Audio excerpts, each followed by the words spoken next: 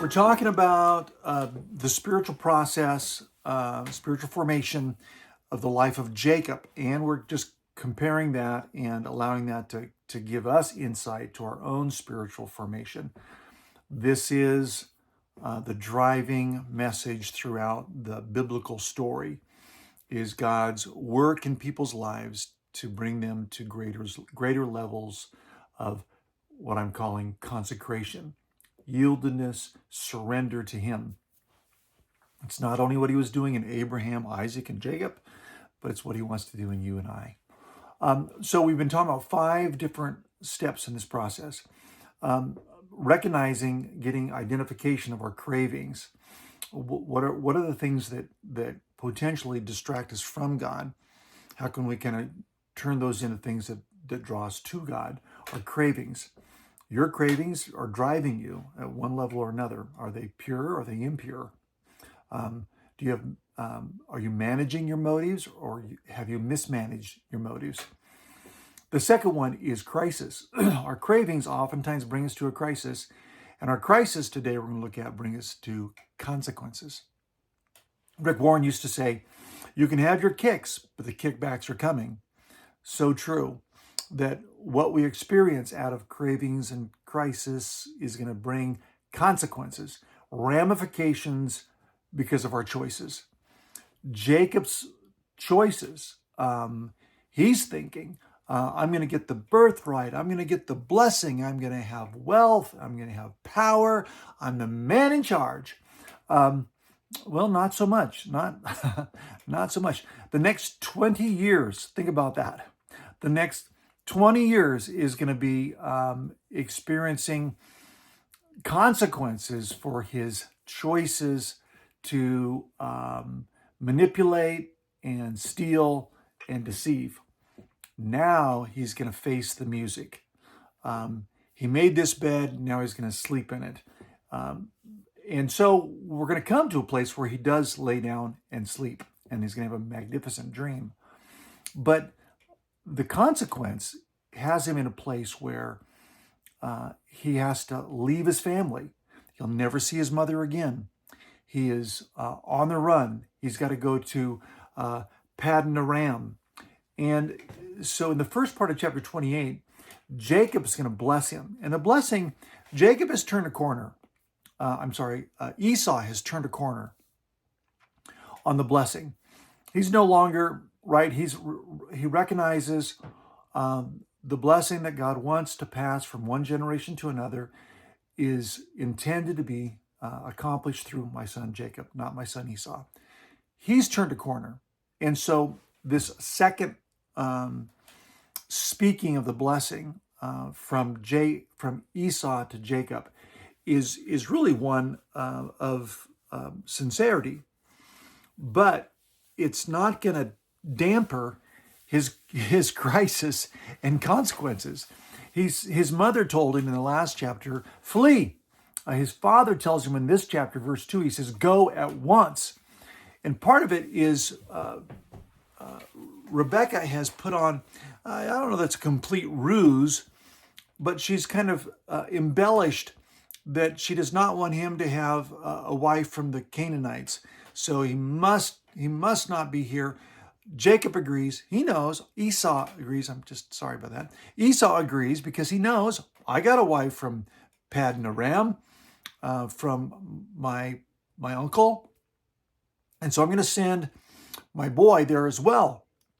So the reality of this consequence is pretty significant. Think about what he does. He sends him, go at once to your mother's brother's house, Laban, and get a wife from them. And he takes off. The Hebrew literature, the Hebrew writer wants us to compare and contrast, to see one story and compare it to another story. And so it stacks these stories, wanting us to not just absorb ourselves in this story, but to see how it relates to the previous and to the next. So when we think about the characters in the story, has anyone else had to go to Paddan Aram to get a wife? Yeah, Isaac did. He got Rebecca there. And so now Jacob's going. But in the contrast of those stories, how do they differ? Remember Abraham's servant, his best man, his most trusted advisor, his right-hand guy, probably Eleazar of Damascus, went to Paddan Aram and went loaded, the text says. He had camels, and each camel was loaded with wealth and resources and gifts. He went to make an impression and to be a blessing, and brought back Rebekah. Jacob doesn't leave with camels. He doesn't leave with resources. He's given a verbal blessing and a emotional boot. He's kind of booted out the door and just says, go. So he's man on the run. He's traveling lean and light because there's no entourage. There's no camel parade. There's just a guy desperate to get out of Dodge. Consequences. His consequences.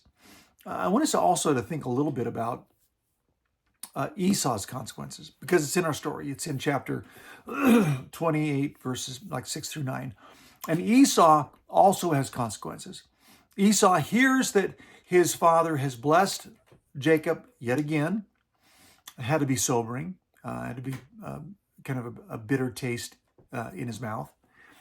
And he also heard that Jacob is leaving to get a wife from his mother's family because they despise the women of Canaan. They don't want that intermarriage with pagan worshiping girls.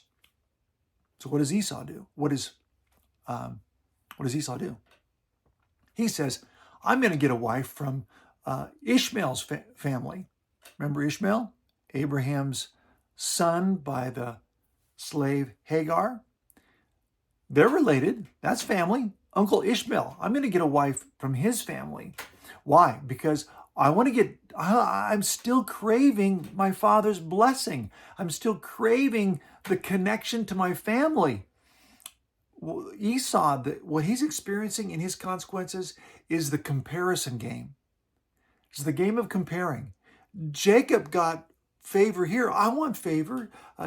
Jacob's going to do this. I'm going to do this. Whenever you play the comparison game, it usually turns out poorly. You either are desperate to try to win approval, or you pretend you just don't care. When you're comparing yourself to a sibling, when you're comparing yourself to another coworker, when you're comparing yourself with your cluster of friends because there's some set of friends that you really want their approval of, you're either desperate for someone's approval or you pretend you just don't care. You're desperate for someone's blessing or you pretend you just don't care. I don't know where you are, but the answer is not in trying to outstep and outperform and outwin someone else to get the favor of some important benefactor. The answer isn't pretending like you just don't care. The answer is grieving over your consequences, grieving over your choices. 2 Corinthians chapter 7, verse 10 and 11 says, let this distress drive you to God, not away from him. This is the Message Bible, by the way. Distress that drives us to God does that. It turns us around. It gets us back in the way of salvation. We never regret that kind of pain, but those who let distress drive them away from God, they're full of regrets. End up on a deathbed of regrets. It's that cycle: cravings, crisis, consequences, conundrum, cravings, crisis, consequences, conundrum. Do I turn now to God, or do I keep going back to my cravings? Let your consequences draw you to him. Jesus, use our consequences to get our attention, to draw us to wanting to know you and surrender, consecrate ourselves more fully to who you are. We need you, Jesus. I'll see you tomorrow.